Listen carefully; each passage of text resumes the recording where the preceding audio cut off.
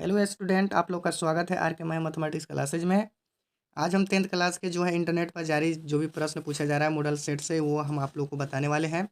जो आप लोग देख पा रहे हैं यहाँ पर दिया हुआ है बिहार विद्यालय परीक्षा समिति द्वारा पटना आयोजित 10वीं कक्षा की वार्षिक परीक्षा के लिए इंटरनेट पर जारी, यहाँ पर देख पा रहे हैं मॉडल प्रश्न पत्र पर आधारित है।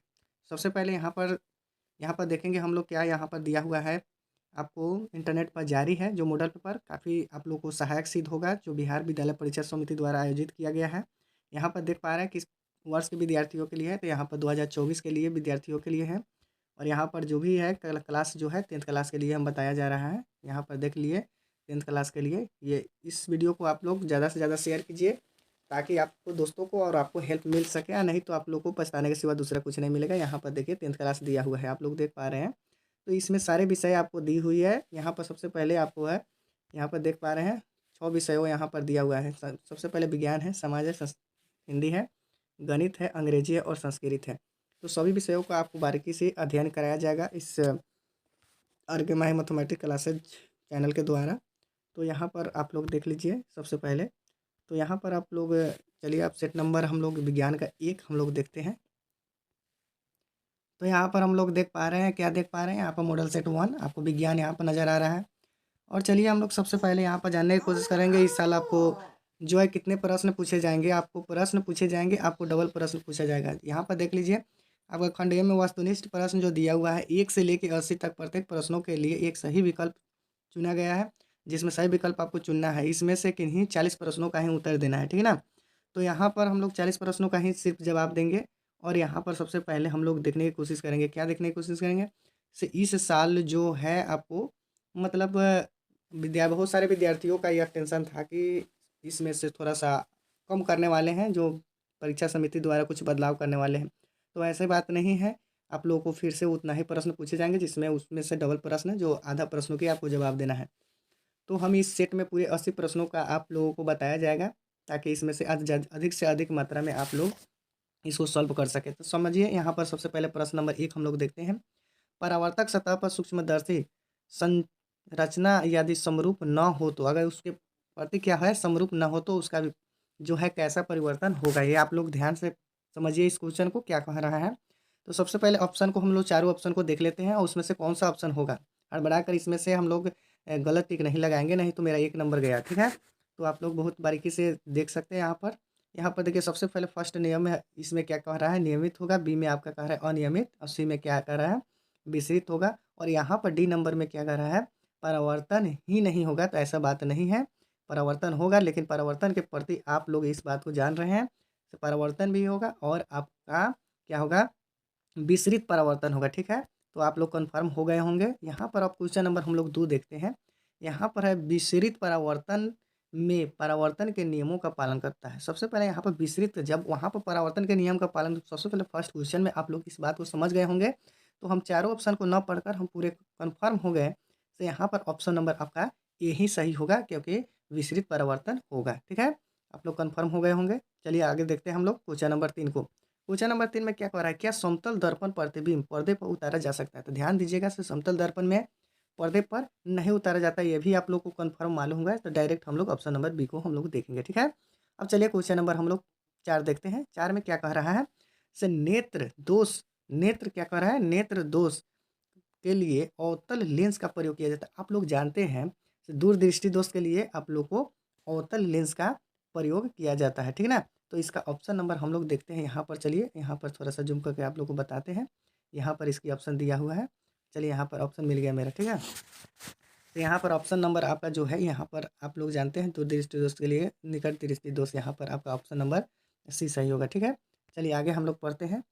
आँख के यहाँ पर क्या दिया हुआ है, आँख व्यवहार करता है। तो आप लोगों को भी मालूम होगा से आँख में जब भी आपका जो लेंस लगा होता है, वह कौन सा लेंस लगा होता है। तो आप लोग ये बात को समझ लीजिए से आँख में हमेशा जो है आपका उत्तल लेंस की तरह ही कार्य करते हैं, ठीक है। तो इसमें भी आप लोग कन्फर्म हो गए होंगे। चलिए आगे हम लोग क्वेश्चन नंबर 6 देखते हैं। यहाँ पर ध्यान दिया जाए, कैमरा की तरह नेत्र में प्रवेश करने के परिणाम को नियंत्रित होता है। यहाँ पर ध्यान दिया जाए, अच्छा बात है। जो पहला प्रश्न जो है जिसमें हम लोगों को दिया हुआ है, उसी के आधारित पर यहाँ पर आपको दी हुई है, ठीक है। तो यहाँ पर हम सबसे पहले सभी प्रश्नों को अच्छा तरह से हम लोग पढ़ लेंगे। ये में है आपका कॉन्ड्रिया है, बी में लेंस है, सी में पुतली है और डी में क्या है, आइरिस है। तो क्या है ऑप्शन नंबर आपका कौन सा सही होगा? ऑप्शन नंबर आपका यहाँ पर ध्यान दिया जाए, ऑप्शन नंबर आपका डी सही होगा। ठीक है, चलिए क्वेश्चन नंबर हम लोग 7 देखते हैं। 7 में क्या कह रहा है, से लेन उसके बाद में क्या कर रहा है, सेल परिपथ का ऊर्जा प्रदान करता है। प्रति एकांक आवेश के लिए उपलब्ध ऊर्जा का परिणाम को क्या कहते हैं? यहाँ ध्यान ध्यान दीजिएगा। सेल परिपथ को ऊर्जा प्रदान करने के लिए प्रति एकांक आवेश के लिए उपलब्ध ऊर्जा के परिणाम को क्या कहते हैं? तो ऊर्जा के परिणाम को हम लोग क्या कहते हैं? यहाँ पर सबसे पहले हम लोग ऑप्शन को सबसे अच्छे से पढ़ लेंगे। विद्युत वाहक बल, विभवांतर और विद्युत स्थितिज ऊर्जा और केवल विद्युत ऊर्जा। तो यहाँ पर ऑप्शन नंबर आपका जो है 7 का ऑप्शन नंबर यहाँ पर ए होगा, क्योंकि कौन सा होगा? विद्युत वाहक बल होगा। ठीक है, चलिए हम लोग क्वेश्चन नंबर आगे देखते हैं। यहाँ पर सबसे पहले इसको याद रखना होगा आपको, से कार्बन के प्रतिरोधकता की कोटि कितनी होती है? ठीक है, तो कार्बन के प्रतिरोधकता की कोटि जो होती है आपका होगा, यहाँ पर ध्यान दीजिएगा, ऑप्शन नंबर सी होगा, जो 10⁻⁻4 होगी। ठीक है, और यहाँ पर न्यूमेरिकल जो है आपको दिया हुआ है। यहाँ पर सबसे पहले हम लोग समझ लेंगे संयोजन अभिक्रिया में संयोजन में क्या होता है, से जुड़ता है यहाँ पर। तो यहाँ पर देखिए 3 दूना 6 होगा, तो यहाँ पर 6 हो जाएगा और यहाँ पर 3 दू 5 होगा। तो यहाँ पर सबसे पहले हमारा ऑप्शन नंबर यहाँ पर बी होगा। ठीक है, चलिए क्वेश्चन नंबर आगे हम लोग देखते हैं।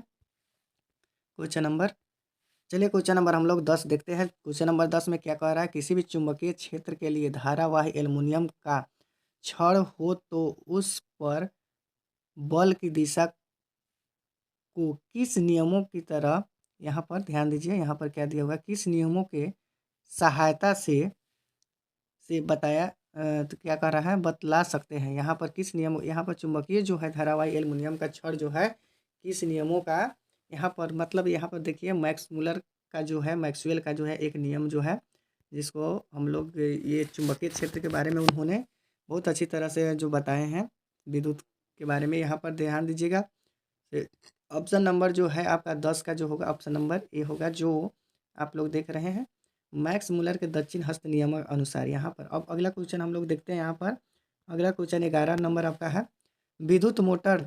यहाँ पर देखिए विद्युत मोटर को बढ़ाने का सरल उपाय क्या है? तो यहाँ पर विद्युत मोटर को बढ़ाने का आपका जो है सरल उपाय जो है, यहाँ पर चारों ऑप्शन को हम लोग देख लेंगे। तो यहाँ पर नाल चुंबक को प्रबल रखना, आर्मेचर को लपेटा संख्या को बढ़ाना और धारावाही प्रवाहित करना। तो यहाँ पर आप लोगों को ऑप्शन जो है डी होगा, क्योंकि तीनों का सहायता से ही विद्युत मोटर शक्ति को बढ़ाया जा सकता है। ये आप लोगों को मालूम होगा जब आप लोग चैप्टर पढ़े होंगे। ठीक है, इसे आप लोग कंफर्म हो गए। चलिए हम लोग क्वेश्चन नंबर आगे हम लोग देखते हैं। क्वेश्चन नंबर आगे क्या कह रहा है, यहाँ पर विद्युत चुंबक प्रेरण उत्पन्न धारा की दिशा किस नियमों का पालन करता है? तो उसी तरह के आपका है, आपको अभी बताए हैं हम लोग को, आप लोग को बताया कौन सा नियम का पालन करेगा, तो वही मैक्सवेल का जो है नियम का पालन किया चुंबकीय प्रेरण तत्व। ठीक है, तो ऑप्शन नंबर हमको 12 में कौन सा आंसर होगा? तो ऑप्शन नंबर 12 का आपका ऑप्शन नंबर सी होगा, जो मैक्सवेल का दक्षिण हस्त नियमों का पालन किया था। इसको आप लोग जान रहे होंगे, क्योंकि आप लोग किताब में पढ़ चुके हैं। ठीक है, तो चलिए आगे हम लोग देखते हैं। आगे हम लोग देखते हैं, चलिए यहाँ पर देख पा रहे हैं क्वेश्चन नंबर 13 में क्या कह रहा है। क्वेश्चन नंबर 13 में कह रहा है, ताप शक्ति विद्युत संयंत्र को आर्मेचर को घूमित करने का काम कौन करता है? तो यहाँ पर ताप जो शक्ति जो है आर्मेचर को घुमाने का काम कौन करता है? तो आप लोग यहाँ पर देख पा रहे हैं ऑप्शन नंबर आपका हो जाएगा सी होगा। यहाँ पर ऑप्शन नंबर सी होगा, जो वाष्प और संपीड़ित गर्म हवाओं के माध्यम से ही क्या होता है, वह घूर्णित करता है। ठीक है, तो आप लोग यहाँ इससे संतुष्ट होंगे। चलिए अगला देखते हैं हम लोग, ये कौन सा क्रिया है। ये दो समीकरण को देख के ही आप लोग को पता चल रहा है, इससे जब भी दो तत्व यहाँ पर मिलकर एक बड़ा यौगिक का निर्माण करता है तो कौन सा अभिक्रिया होती है। आप लोग इस बात को जान रहे हैं, इससे आप लोग को संयोजन अभिक्रिया ही होगा, इस बात को आप लोग जान रहे हैं। तो अगला प्रश्न हम लोग देखते हैं। प्रश्न नंबर आप लोग 15 देखिए, फेरस सल्फेट के घोल से लोहा को कौन सा धातु विस्थापित किया जाता है? फेरस सल्फेट के घोल से लोहा को कौन से धातु विस्थापित किया जाता है? तो इसका मालूम होगा से आपको कौन से धातु विस्थापित किया जाता है। क्वेश्चन नंबर 15 के लिए आपका आंसर जो हो जाएगा जिंक जो होगा। ठीक है ना, जेडन होगा। ठीक है, चलिए हम लोग 15 प्रश्नों का इसमें हल किए और आगे हम लोग 16 देखते हैं। 16 जो है, चलिए यहाँ पर देखते हैं हम लोग क्या दिया हुआ है। प्रश्न नंबर आपका 16 देख पा रहे हैं, कैल्शियम कार्बोनेट को कहा जाता है। तो आप लोग को ये तो अच्छी तरह से मालूम होगा कैल्शियम कार्बोनेट किसको कहा जाता है। तो यहाँ पर ऑप्शन नंबर ए चौक भी कहा जाता है, चूना पत्थर भी कहा जाता है, संगमरमर भी कहा जाता है। इसमें जो है ऑप्शन नंबर आपका डी होगा, जो कैल्शियम कार्बोनेट का ये तीनों कहा जाता है, तो ऑप्शन नंबर डी होगा, इसमें से सभी हो गया। ठीक है स्टूडेंट। अब यहाँ पर हम लोग देखते हैं 17 नंबर क्वेश्चन नंबर क्या कह रहा है।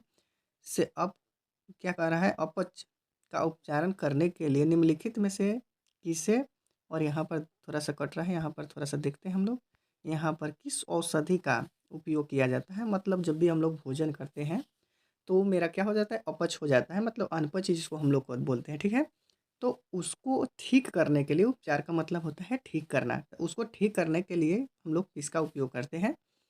तो आप लोग यहाँ पर देखिए क्वेश्चन नंबर कौन कौन सा है। आप लोग यहाँ पर देखिए क्वेश्चन नंबर 17 का, आप लोग यहाँ पर ऑप्शन नंबर जो है, ऑप्शन नंबर ए में क्या कह रहा है, एंटीबायोटिक, एंटासिड, और सी में आपको कह रहा है एनाल्जेसिक, और डी में कह रहा है एंटीसेप्टिक। तो यहाँ पर सभी प्रश्न हम लोग पढ़ रहे हैं, सभी प्रश्नों में आपका एक ही उत्तर है, जो आपका ऑप्शन नंबर क्या होगा, बी होगा। तो ऑप्शन नंबर बी को आप लोग याद रखिएगा। ठीक है, स्टैंड यहाँ पर देखिए निम्नलिखित, यहाँ पर निम्नलिखित में कौन क्षारक है, यहाँ पर निम्नलिखित में कौन सा क्षारक है, ZnO, option number A, SO2 और CO2 और NO2। तो यहाँ पर सभी प्रश्नों को अच्छा तरह से, प्रश्न को पढ़कर अच्छा तरह से चारों ऑप्शन को हम लोग देख लेते हैं। तो क्वेश्चन नंबर 18 का ऑप्शन नंबर आपका ए है। ए में क्या कह रहा है, ZnO, ये जो है निम्नलिखित में क्षारक है, सब क्षारक है। अब ये सब क्या है, आप लोग समझ रहे हैं, ये सब अधातु है। अब इसके बाद में हम लोग 19 नंबर प्रश्न देखते हैं। 19 नंबर प्रश्नों में आप लोग को क्या बताया जा रहा है, यहाँ पर ध्यान दिया जाए। यदि आपके परिवार में कोई सदस्य अत्यधिक भोजन कर, यहाँ पर थोड़ा सा कट रहा है, यहाँ पर देखते हैं हम लोग, भोजन करने की, और इसके बाद क्या करना है, कारण अम्ल से पीड़ित हो तो कौन सा उपचार होगा। ठीक ना, तो यहाँ पर नींबू रस है, सिरका है, बेकिंग सोडा विलियन है, और धोने विलियन है। तो यहाँ पर हम लोग सभी ऑप्शन को देख पा रहे हैं, तो मेरा आंसर कौन सा होगा, ऑप्शन नंबर सी होगा, क्योंकि बेकिंग सोडा का विलियन होना चाहिए। ठीक ना, तो जाकर ठीक हो जाएगा। यहाँ पर अब देखते हैं अगला जो जो देखते हैं, यहाँ पर थोड़ा सा यहाँ पर देखते हैं क्वेश्चन नंबर आपका 20 क्या कह रहा है। तो उच्च वासा अम्लों का सोडियम लवण को कहते हैं। तो आप लोग को मालूम होगा उच्च वासा सोडियम लवण किस में पाया जाता है, तो इसमें कन्फर्म हो जाइए, उच्च वासा सोडियम अम्ल जो है आपको अपमार्जक में पाया जाता है। ठीक है, अब क्वेश्चन नंबर 21 हम लोग देखते हैं। क्वेश्चन नंबर 21 में क्या कह रहा है, से हेमाटाइट किस धातु का अयस्क है। तो हेमाटाइट किस धातु का अयस्क है, तो इसे इसमें हम जानते हैं कन्फर्म है, से हेमाटाइट जो है लोहा का होता है। यहाँ पर अगला देखते हैं हम लोग, क्वेश्चन नंबर 22 देखते हैं। क्वेश्चन नंबर 22 में आपको क्या कह रहा है, यहाँ पर धातुओं को जोड़ने में प्रयुक्त गैस होता है। धातु को जब वेल्डिंग किया जाता है तो जोड़ते हैं, तो उसमें कौन गैस लगता है। तो यहाँ पर कन्फर्म हो जाइए, ऑप्शन नंबर आपका जो है, धातुओं को जोड़ने में आपका ऑप्शन नंबर सी होगा। एथाइन गैस से धातुओं को क्या किया जाता है, जोड़ा जाता है। अगला प्रश्न हम लोग देखते हैं, ऑप्शन यहाँ पर 23 नंबर देखते हैं। इसमें उपधातु कौन सा है, तो उपधातु आप जान रहे हैं कौन सा है, ऑप्शन नंबर आपका डी है, जे है। ठीक है, चलिए क्वेश्चन नंबर आगे देखते हैं हम लोग। क्वेश्चन नंबर 24 में देखते हैं। 24 नंबर क्या कर रहा है, ओलेइक एसिडिक पारी, क्या लिखा हुआ है यहाँ पर देखते हैं हम लोग, पामिटिम अम्ल है। यहाँ पर बहुत कठिन जो है देख पा रहे हैं, जो आपको किताब में शायद होगा यहाँ पर। तो यहाँ पर अच्छे तरह से हम लोग सभी ऑप्शनों को देख लेते हैं। न्यूक्लियो अम्ल, एमिनो अम्ल, वायसीय अम्ल, और इनमें से कोई नहीं है। तो ऑप्शन नंबर जो है 24 का मेरा ऑप्शन नंबर यहाँ पर कौन सा होगा, ऑप्शन नंबर आपका सी होगा। ठीक है, चलिए क्वेश्चन नंबर आगे देखते हैं हम लोग। 25 में क्या कह रहा है, निम्नलिखित मेथेन सिरका का उदाहरण है। तो निम्नलिखित सिरका का उदाहरण कौन सा है, आप लोग को मालूम होगा, और मालूम नहीं होगा तो यहाँ पर देख लीजिए, ऑप्शन नंबर आपका जो है ए होगा, संतृप्त हाइड्रोकार्बन होगा। ठीक है, चलिए आगे देखते हैं हम लोग क्वेश्चन नंबर 26। क्वेश्चन नंबर 26 में क्या कह रहा है, तो एथेन आणविक सूत्र, एथेन का आणविक सूत्र C2H6 है। इनमें से कौन है, ए ऑप्शन है आपका 6 संयोजक का बंधन होता है, बी में है 7 संयोजक बंधन, सी में है 8 संयोजक बंधन, और डी में है 9 संयोजक बंधन। यहाँ पर ध्यान दिया जाए तो इसमें कौन सा सही होगा, चारों ऑप्शन में से ऑप्शन नंबर आपका बी होगा, 7 संयोजक बंधन। इसको कैसे 7 संयोजक बंधन है, इसको डिटेल्स में आप लोग को बताया जाएगा अगले वीडियो में। तब तक कि मैं जो है इस तरह के हम लोग याद कर सकते हैं। यहाँ पर अगला प्रश्न को हम लोग देखते हैं। अगला प्रश्न मेरा क्या कह रहा है, अगला प्रश्न जो है मेरा, टाइलिन परिवर्तन होता है। तो टाइलिन परिवर्तन किस में होता है, आप लोग को मालूम है, अगर नहीं मालूम है तो देख लीजिए। टाइलिन जो है परिवर्तन जो होता है आपका यहाँ पर ऑप्शन नंबर बी होगा, जो मंड को क्या करता है, सकरा में। मंड को सकरा में, ये आंसर आपको याद रखना है, ठीक है। चलिए क्वेश्चन नंबर हम लोग 28 देखते हैं। क्वेश्चन नंबर 28 में क्या कह रहा है यहाँ पर, अवायवीय श्वसन कोशिकाओं के किस भाग में होता है, मतलब अवायवीय श्वसन के जो है किस भाग में होता है। चार ऑप्शन के देख लीजिए। सबसे पहले माइटोकॉन्ड्रिया में, कोशिका द्रव में, हरित लवक में और कोशिका झिल्ली में होता है। तो ये चारों ऑप्शन हम लोग देख रहे हैं। तो सबसे पहले है ऑप्शन नंबर आपका बी है, जो कोशिका द्रव में पाया जाता है, ठीक है। अब यहाँ पर देखा जाए, यहाँ पर अगला प्रश्न में क्या कह रहा है, प्रश्न नंबर 19 में प्रणालिका को यहाँ पर देखिए, प्रणालिका का बीजांड और वृद्धि करना किस प्रकार का अनुवर्तन है, ठीक है। तो यहाँ पर देख रहे हैं आप लोग ऑप्शन नंबर, यहाँ पर देखिए सबसे पहले एंजाइम दिया हुआ है, रसायन दिया हुआ है, प्लाज्मा दिया हुआ है, रसायन अनुवर्तन दिया हुआ है। तो ये ऑप्शन नंबर आपका डी नंबर होगा, रसायन अनुवर्तन होगा, ठीक है।